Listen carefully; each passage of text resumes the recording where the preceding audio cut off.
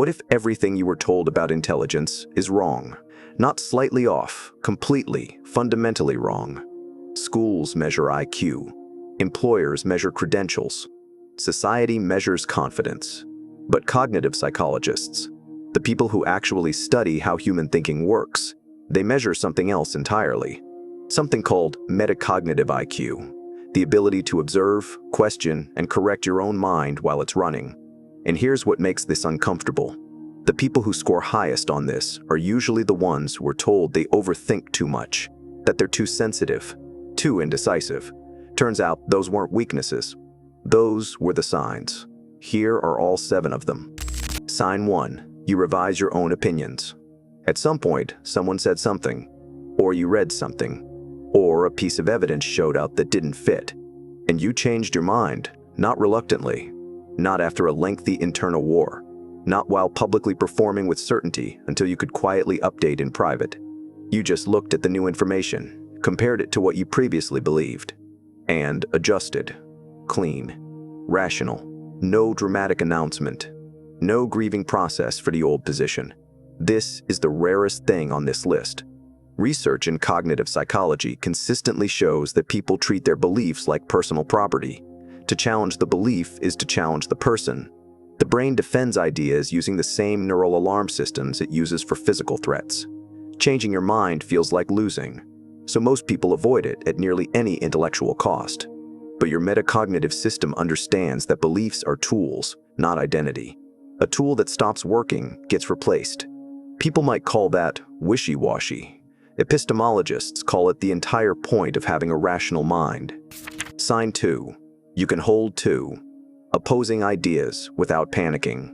Most people need resolution. They hear 2 conflicting ideas and immediately feel a pressure to pick one, dismiss the other, and move on. Ambiguity is uncomfortable. Uncertainty feels like a problem to be solved as fast as possible. You sit in the tension. You can hold, this person makes a valid point, and this person also makes a valid point, in the same thought without your brain short-circuiting.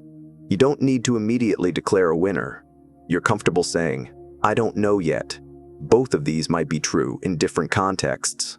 This is called integrative complexity, and research shows it's one of the strongest predictors of long-term decision quality. It's not indecision. Indecision is avoiding the question. This is something different. It's staying genuinely open while the information is still arriving. The world sorts people into those who need simple answers and those who can survive complexity long enough to find accurate ones. You already know which category you're in. Sign 3. You know when you're operating below capacity. Some days, your brain is fast and sharp, making connections effortlessly. Other days, it's running like a laptop with 17 tabs open and 12% battery. Most people don't notice the difference in real time. They just produce work, make decisions, have important conversations, and never factor in the quality of the cognitive equipment they're using that day. You have developed this mildly inconvenient awareness of your own mental state as it's happening. You know when you're too emotionally activated for your reasoning to be trusted, so you wait. You know when you're too exhausted to make a decision that deserves better, so you delay it. You know when a conversation is happening at precisely the wrong moment for you to actually absorb it. Psychologists call this cognitive load awareness, and it is shockingly uncommon. Most people operate their minds like a car with no dashboard, no fuel gauge, no warning lights. Just drive until something breaks. You've got the full panel. That's not a burden. That's a competitive advantage. Sign 4. You ask, why do I believe this? Most people know what they believe. Very few ever stop to ask why they believe it. You do this constantly. Someone makes a point. You agree with it. And then almost immediately, something in your brain raises its hand and goes, okay, but why do I agree with that? Is it because it's actually true, or because it fits a story I already have? That's not overthinking. That's metacognitive interrogation. And it's extraordinarily rare. The average person traces their beliefs back maybe 1 layer. You go 3-4 layers deep and sometimes realize the foundation is shakier than the confidence you built on top of it. Here's what makes this powerful. Most belief systems collapse when pressured from outside. Yours gets quietly audited from the inside, on a Tuesday, unprompted, just because something felt a little too comfortable to be automatically true. People call this being indecisive. Philosophers call it the only honest way to think. Sign 5, you catch yourself being biased mid-thought. Every human brain runs on shortcuts. Confirmation bias, anchoring, the availability heuristic.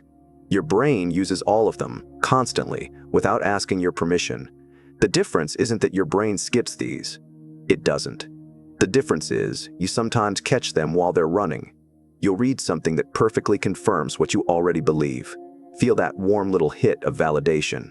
And then immediately think, wait, am I enjoying this because it's true or because it agrees with me? That pause is called debiasing. Psychologists consider it one of the hardest cognitive skills to develop in human beings, because it requires you to distrust your own conclusions while you're still forming them. It's like being a detective who's also the prime suspect. Most people find that process so uncomfortable, they skip it entirely and call it confidence. You find it mildly irritating, but genuinely impossible to switch off. Your brain is essentially fact-checking itself, unprompted, for free, every single day. Sign 6, you feel uncomfortable. In echo chambers. Here's one nobody talks about. Most people seek agreement. It feels safe. It feels like validation. It feels like being understood. You seek disagreement on purpose, not because you enjoy conflict, because somewhere along the way you realize that nobody who only ever agrees with you is actually helping you think. They're just reflecting your existing conclusions back at you in a slightly different font. When everyone in a conversation shares the same opinion, something in you gets suspicious. You start looking for the thing nobody's saying, the angle nobody's considering, the assumption everyone agreed to without noticing. This is your metacognitive system stress testing ideas. It understands that a belief nobody ever challenges is just a belief that's never been properly tested, and untested beliefs are where bad decisions live. Most people build echo chambers for comfort. You experience them like a room with no oxygen fine for about 30 seconds, then suddenly suffocating. That discomfort is a feature of your brain, not a flaw. Sign 7. Failure makes you curious, not defensive. Something goes wrong. A project collapses. A conversation lands badly. A plan dissolves the moment it contacts reality. Watch what your brain does next. For most people, the automatic response is defense. Blame the situation. Blame someone else. Quietly rewrite the story until they're the reasonable one in a universe full of variables conspiring against them. For you, there's this strange, slightly annoying reflex to ask, okay, but what did I actually do wrong? Not out of self-punishment, out of genuine curiosity about what happened. Metacognitively intelligent people treat failure like field research. Uncomfortable, yes, but it contains data. And your brain has learned that understanding a mistake compounds infinitely better than protecting your ego from it. You've been running informal postmortems on your own life without anyone asking you to. Most people's egos function like corporate PR teams, controlling the narrative, burying the incident report, issuing a statement, and moving on. Yours actually reads the report. Conclusion. Here's the thing nobody tells you about metacognitive IQ. It's uncomfortable to have. You second-guess yourself. You sit in uncertainty longer than everyone else. You change your mind when people expect consistency. But while everyone else is confidently wrong, you're quietly getting more accurate. That's the actual advantage. It doesn't look flashy. It compounds. If this hit differently than you expected, that reaction is worth paying attention to. Subscribe if you want more frameworks that actually change how you think. And drop a comment. Which of these 7 hit closest to home? I read every single one.